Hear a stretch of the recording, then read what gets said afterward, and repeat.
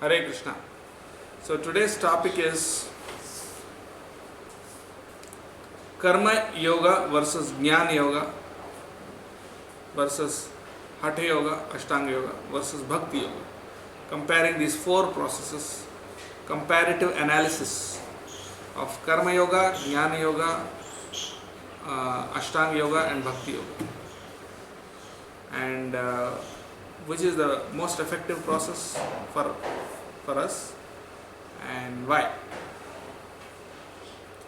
So in the Bhagavad Gita, Lord Krishna gives these four processes in the Vedas, in the Puranas, in the Upanishads.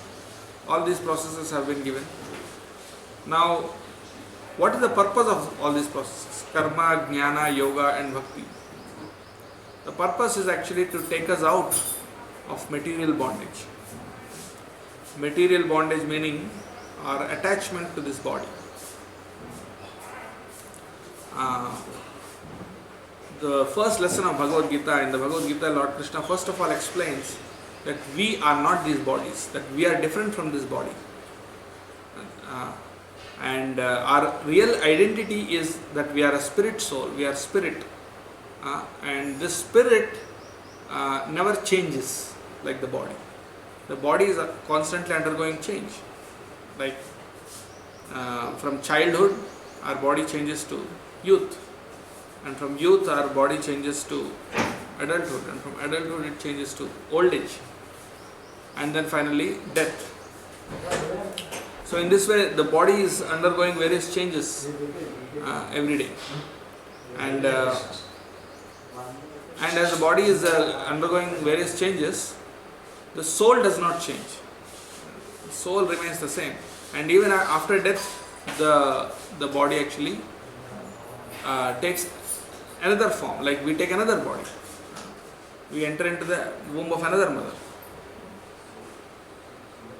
So, but the point is that to realize this is a big challenge, because we are conditioned by this material nature to identify with our bodies. And when we identify with our body, it's very hard to, even though we realize, even though we know theoretically that yes, I am different from the body, I am a soul, it is more theoretical, but to realize it on a practical level is quite a challenge, because of the conditioning, because of the power of illusion, and because of our attachments. Recently, I heard that there was an experiment conducted, with rats. The rats, they were caught and they were put in a cage. And in this cage, the rat was, it was obviously trying to get out, but it was closed. And there were two buttons in the cage. And one was a red button and the other was a blue button. And when the rat pressed the red button, it would get an electric shock. And when it pressed the blue button, it got some food, something to eat. So quickly, in a short while, the rat realized that I shouldn't press the red button, I should press the blue button, because then I get the food. And then after some time, the rules changed.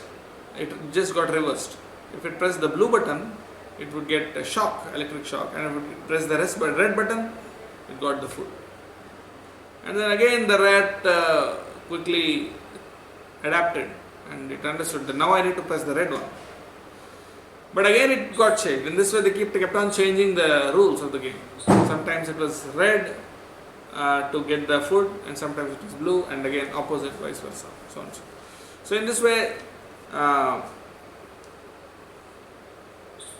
this as the rules changed, the rat also got excited. The rat was thinking, how do I condition myself? How do I get out of this?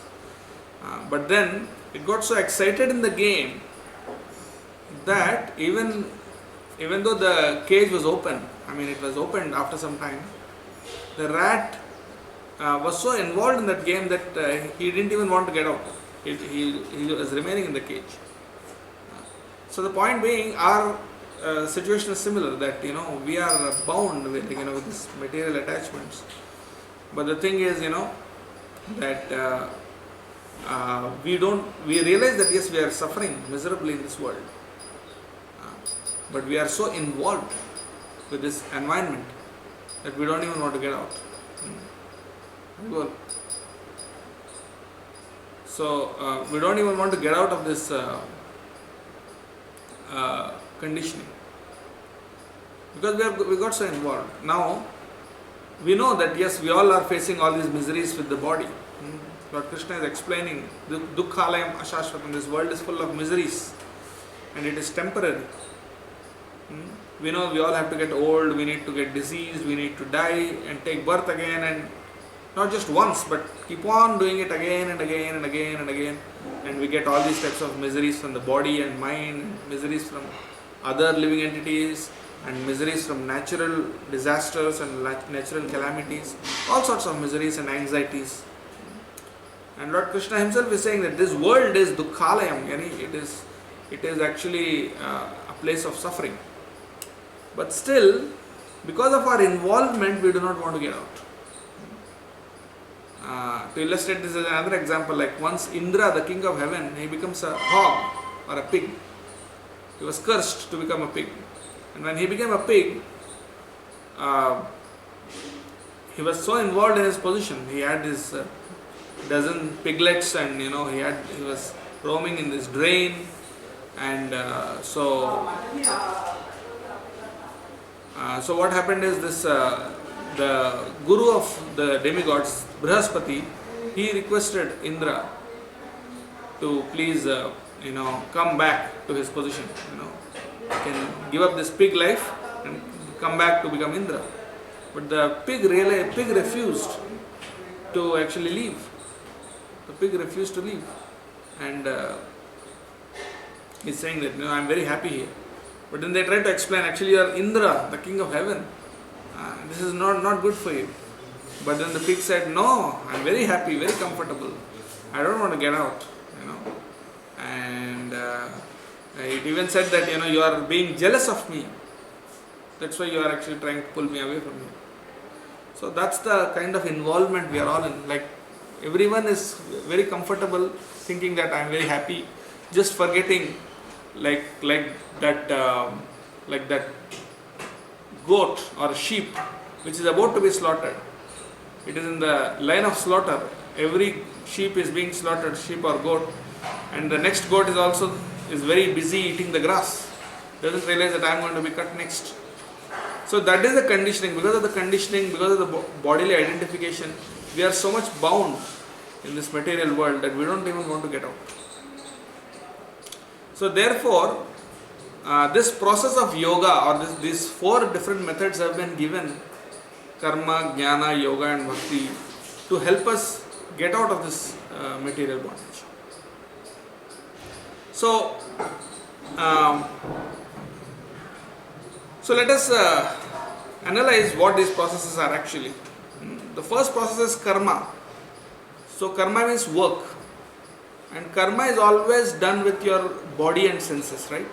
So whenever you work, you need a body to work. You need a body and mind, of course. So karma is generally done with the body and mind, and the goal of karma is actually enjoyment. Why do you work? Why do people work? Why do you go to a job, or why do you do business, or why do you do anything? You work so that you enjoy, later. Right? You get a job or business because you want to earn money, and you earn money so that you can enjoy life. Basically you want to satisfy the needs of this body, the needs and also the demands of this body and the senses. So basically the purpose of work is enjoyment. The purpose of karma is bhoga. Enjoyment in Sanskrit is called bhoga. And the purpose of jnana, that means knowledge, spiritual knowledge. Knowledge, when you are talking about knowledge, we are not talking about knowledge about the movies or knowledge about politics. Here jnana means knowledge about soul, about the spiritual reality. So the purpose of jnana is to attain liberation, moksha. That is to get free from the bondage of this body. So jnana is done with your intelligence. For jnana you need intelligence, right? So karma is done with your body and mind. Jnana is done with your intelligence. And yoga, what is yoga? Yoga is actually to unite with God, right? To connect the soul with the super soul, right? So yoga is done with ahankara. So that means, what do you mean by ahankara? That means your ego, that I am this body. So you need to give up that ego. So it's like getting rid of the ego, false ego. So therefore yoga involves the ahankara. And bhakti involves the soul directly. What is bhakti? Bhakti means to love God, basically. To love and to lovingly serve God. That is the meaning of bhakti. So this love between God and the soul, that is actually directly related with the soul and God. So yes, so again, karma is done with the body and it is done for enjoyment. Jnana is done with your intelligence. It is done for the sake of liberation. And then yoga is done with your ahankar, and it is done with your for the sake of siddhi. You know, when the yogis do yoga, they do this for the sake of attaining siddhis, that is perfection. And there are 8 types of siddhis. We'll get into that later some other time. But to get those 8 siddhis, one performs yoga. So yoga is done for siddhis. It involves your ahankara. But bhakti is done for, pure bhakti is done only for the pleasure of God. And it involves the soul directly. And in the Gita, Lord Krishna is explaining the different processes. Karmanaiva hi samsiddhim astita janakadaya. He says, through karma many great kings have attained liberation, like King Janaka and others. And then he says about jnana, that nahi jnanena sadrisham pavitrameh vidyate. There is nothing pure like jnana. And then he says about yoga, he says yogi is better than karmi and jnani. Tapasvibhyo adhiko yogi, jnanibhyo vimato adhika. He is explaining that better than jnani is yogi. And of course, bhakti, Lord Krishna is explaining it in every chapter, practically in every chapter of Bhagavad Gita. At the end, he concludes saying that bhakti is the best. Let us see how. So karma yoga, jnana yoga is superior to karma because jnana is the goal of karma. When you finish your karma, when your karma reaches its maturity, when karma yoga reaches its maturity, then it ends at the point of jnana. That means jnana begins where karma ends. So if it's like a ladder, if you can imagine that there is a ladder of karma, jnana, yoga, this yoga ladder. In this way, the first step is actually karma. And then the second step, after karma comes jnana. Lord Krishna says, Sarvam karma akhilam partha jnane parisamapyate. That means the goal of karma is to take you to jnana. And then he says, for one who has attained jnana, there is no need of doing karma. He says, Yas tvatmaratareva syat atmatraptasya manavaha atmanyava santushtas tasya karyam na vidyate. That means for someone who is satisfied in the soul, for him he has no work to do. That means he has no more karma for a jnani. And then he says that how a yogi is superior to jnani also. He says, jnani bhyopi mato adhika. He says about yogi, yogi is even better than jnani. And then he says, karma sannyasat karma yogo vasishyate. That means karma sannyasa means actually jnana. And better than jnana is yoga. So in that way, Lord Krishna is explaining how yoga is superior to jnana. However, he explains that bhakti is actually even superior to yoga. He says, yoginam api sarvesham madgatena antaratmana shraddhavan bhajate yomam samyayuktatamamata. That means out of all the yogis, the best yogi is one who is engaged in bhakti, one who is engaged in bhajan.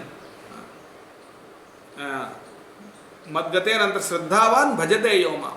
One who is engaged in my bhajan, that bhajan actually means to lovingly serve. That is the meaning of bhajan. So, one who is engaged in my bhajan is the best of all yogis, he says in the last shloka of the 6th chapter.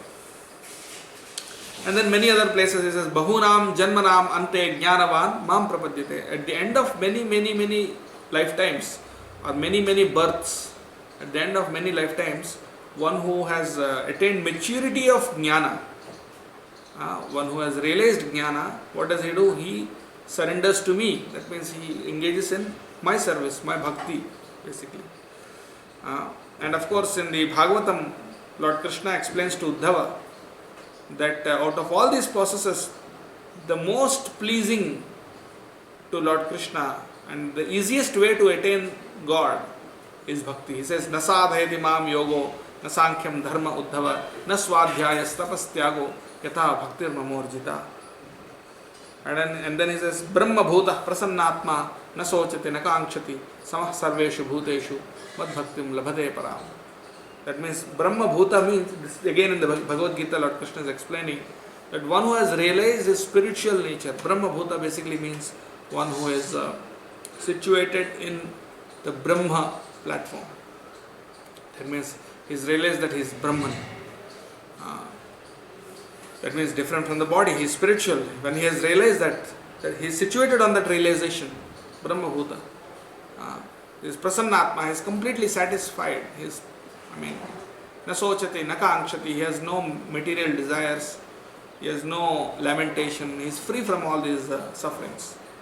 But then, such a person, he attains bhakti. Mad bhaktim labhate param. That means at that stage, when he is fully spiritually realized, then he attains my bhakti. That means bhakti is even superior to moksha. What to speak of jnana, bhakti is higher than moksha also, even after liberation. So, because Brahma bhuta means he is already liberated.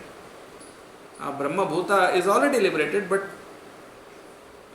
such a person attains bhakti. That means after liberation actually starts real bhakti, pure bhakti.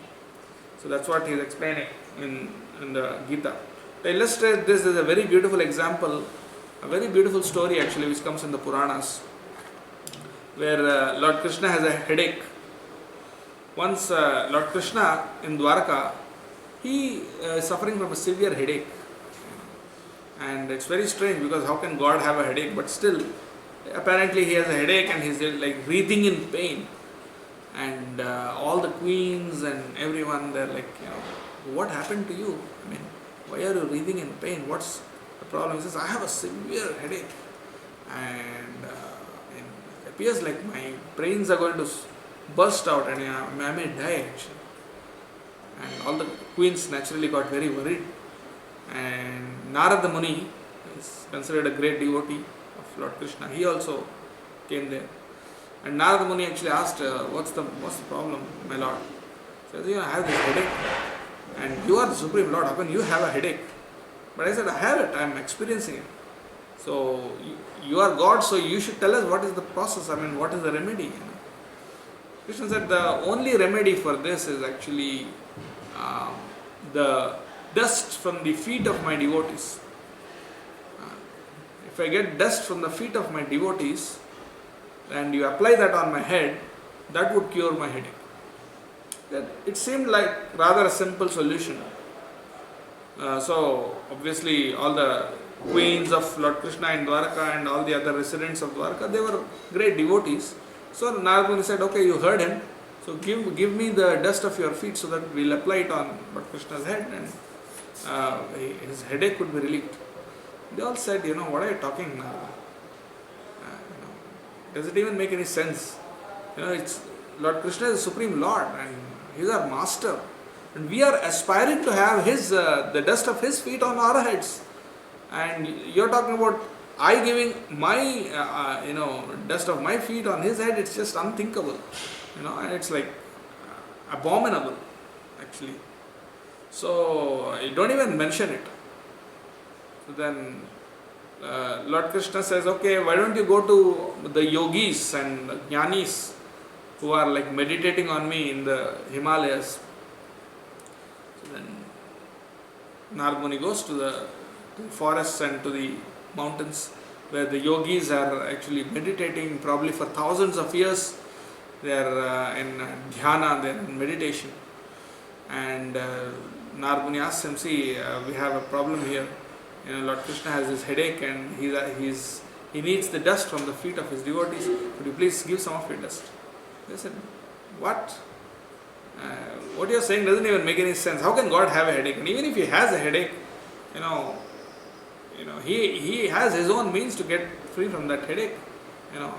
I don't want to be part of this because I know that if I do this, it's like a big sin. And it's such a big sin that probably I will have to go to hell for a very, very long time, probably for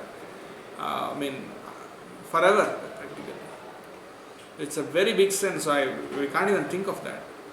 So then there was similar response from all the yogis.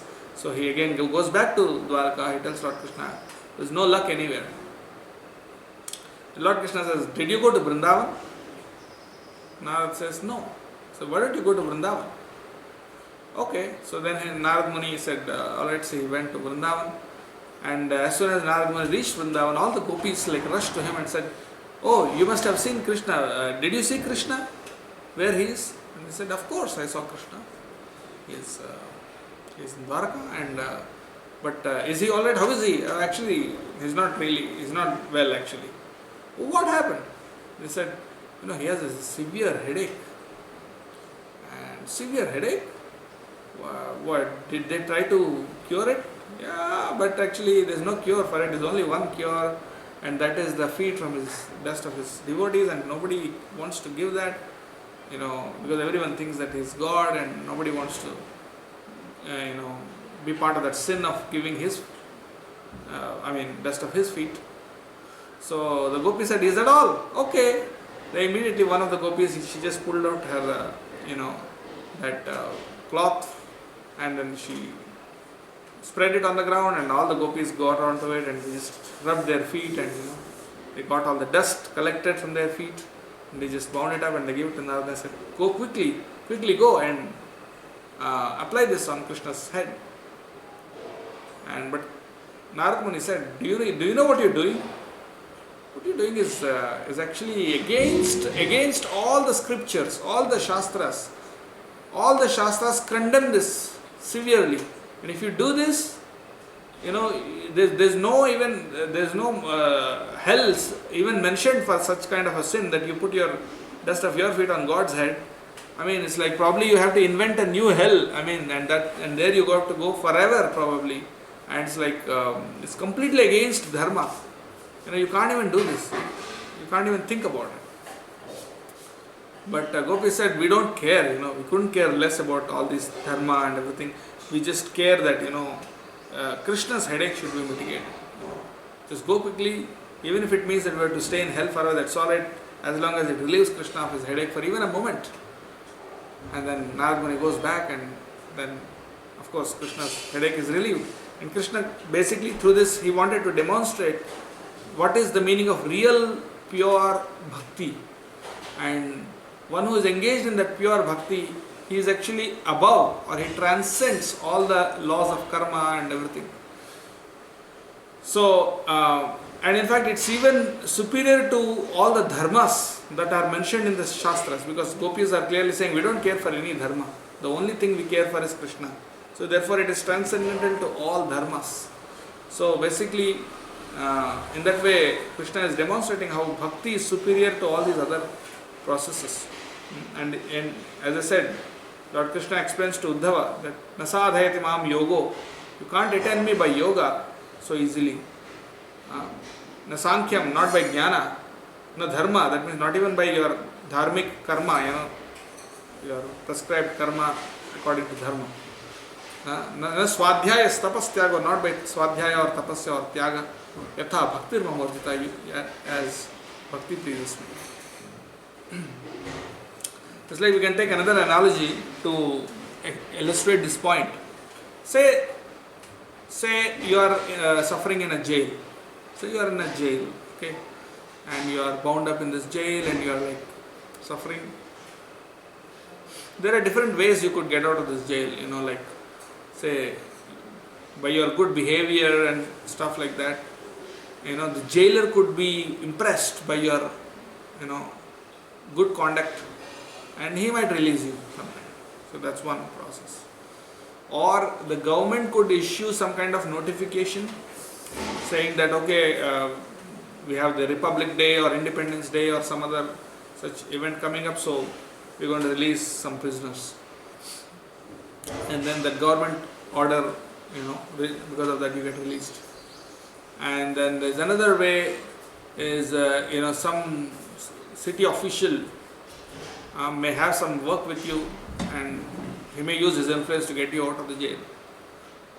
And of course, the best way would, if the king or someone very close to the king, maybe the queen or maybe the prince or princess or someone who is in the king's family, they have some interest in you, they want to help you, and they directly speak to the king, and the king tells the officials, and then you get released. So in all these four processes you can get released. But there is a difference. The difference is when the jailer tries to help you, or he secures your release, all he can probably do is he can escort you till the gate of the jail, the prison. He can't take you even beyond somewhere. He just, at the most, he can escort you to the gate of the prison, and once you are out of the prison, you are on your own. You have to find your job, you have to get your own stuff, and you have to worry about where to stay, what to do. But when the government order comes to release you, then you go out, and probably the government will also find some job or some kind of situation for you. That's a little better. And if a senior official in the government, or if the ministers or someone is involved, then you'll probably get even a better position. But if the king's own family members or if the king himself wants to get you released, you not only get released from the prison, you not only go into the city, you not only go into the government, you directly go into the king's own office and you actually become placed there. It's like, there's a big difference between all these four. It's like these four processes of karma, jnana, yoga and bhakti can be compared to these four. Karma yoga can at the most secure liberation. It can at least, it can free you from material bondage. But jnana yoga, it can situate you in full knowledge, about yourself, about the soul. It can take you to Brahma Jyoti. But Ashtanga yoga, if meditation on Paramatma, it can engage you in meditation on the Lord. That means you can see the Paramatma, you can have darshan of the Paramatma.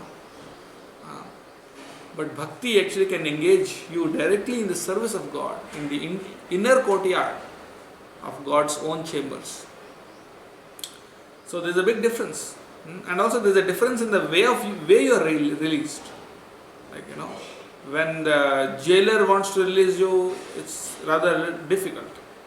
When the government order comes to you, it's easier. However, when the king directly comes to the prison, or he tells the officials, I want this person. So the release is secured very easily. It's like you don't have to fill in too many documents or go through so much of hierarchy and bureaucracy. Within minutes the whole thing is done. You're just released. And you don't have to wait. So similarly, the process of bhakti is most effective and quickest. In the other processes like karma, jnana, they may take long time and lot of effort and maybe many lifetimes of sadhana. But bhakti, if it is sincerely engaged in, so even in one lifetime, very quickly it can release you. Not only release you, but as I said, engaged in the service of God. Point being that bhakti is the most effective process. And even more so in this age of Kali Yuga. Right now we are in Kali Yuga. So where the influence of illusion, where the influence of Maya is extremely strong. So it's all the more difficult for us to engage in these other processes like Karma Yoga, Jnana Yoga and all. Because obviously you are so immersed in Rajoguna and Tamoguna that it's very difficult to even engage in these other processes very effectively. But since Bhakti is very simple and very easy, it directly connects the soul with God within a moment. Like when you chant the name of God with Bhakti, you are immediately at that moment you are in touch with God, because there is no difference between God and His name. And in this way, so you are directly getting in touch with God, and it's very powerful. So therefore, especially because this is Kali Yuga, the Acharyas also have recommended this process. All the great Acharyas, like even Shankaracharya, he says Bhaja Govindam, Govindam Bhaja Mudhamate. Ramanujacharya, Madhvacharya, Vishnu Swami, Nimbarkacharya, Chaitanya Mahaprabhu, Vallabhacharya, all these great acharyas, they have all recommended that for this age of Kali Yuga, bhakti is the process. Like if you are diseased, if you have a disease, there may be different medicines that could work, but if your disease is very severe, then the doctor prescribes a particular medicine which is very powerful, and that's the one you have to take. You need to take. Although there may be other medicines, but you need to take what the doctor prescribes to you, not any other medicine. So similarly, if you are engaged in bhakti, since all the acharyas have recommended, especially in this Kali Yuga, for us to do bhakti because of the specially fallen conditioned nature of this Kali Yuga. Therefore, that's the process for us. Okay, so it's also the fastest, it gives fastest results, quickest results. It's considered to be the elevator process. Like you may go to the 100th floor of a building. If a building has 100 floors, you may reach the 100 floors by using the staircase. But it's a very tedious process. But then you have the elevator. You get into the elevator or lift. Just press the 100th button, and then you are directly going to the top. So bhakti is like that, like the elevator process. And it's also the easiest.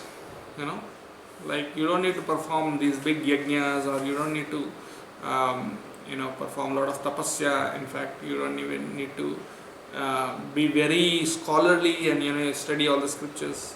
If you can, that is good, but for bhakti all you need is to engage, fix your mind on Krishna, either by chanting his names or by hearing about him, associating with his devotees, and these simple processes, simple sadhanas of bhakti. And so it can be done at any time, in any situation. Bhakti is not depending on the situation. Like say for yoga you need a situation, you need a type of body, like to do yoga you need to have a peaceful situation where you can practice all those sadhanas and all. And for jnana you need to study a lot of books, you need to cultivate that spiritual knowledge. However, and in this age, karma is also difficult, because what we are doing nowadays is not even karma. Because karma actually means the actions recommended by the Vedas. Like Brahmana has his karma, Kshatriya has his karma, according to the Vedas, prescribed in the scriptures. But we are not actually doing that. So even karma is difficult. So therefore, it's the easiest. And also at the end of every chapter, in Bhagavad Gita also, Lord Krishna emphasizes how bhakti is the best. And I'll conclude by saying that just as like if you are preparing for some competitive examination or some very tough goal to crack, say you want to be placed in the Prime Minister's office or something like that, or you want to crack the IAS examination. There are many who are attempting to do so, but generally the chances are very low. But you can actually get there if you have special help from someone who is very, very experienced and influential. Then that help could really make a big difference. Similarly, we are trying to attain moksha, but even go further than that. Not even moksha, we want to engage in our eternal dharma of the soul, that is to serve God. So yes, you need help. And bhakti is the process that gives help, because in bhakti you are taking shelter of God. You are surrendering to God. Therefore God's help is also coming down to aid our efforts. But whereas on the other hand, the other processes, since there is no surrender or love, so therefore there is no question of reciprocation. But whereas in the process of bhakti we may be weak, but if we fully surrender to Krishna and completely depend on Him, Sharanagati, then the help is there, and that's going to make a big difference. So therefore, let us engage in this process of bhakti under the guidance of Acharyas like Srila Prabhupada, by regularly chanting Hare Krishna, Krishna Krishna, Hare Hare, Hare Rama, Ram Ram, Hare Hare. So, and make our lives perfect. It's a very simple process. Let's learn this and let's seriously apply it. And if we don't seriously apply even such a simple process, then we are like really missing out. So let's not do that. Let's seriously practice this process of bhakti. Thank you all very much. Hare Krishna.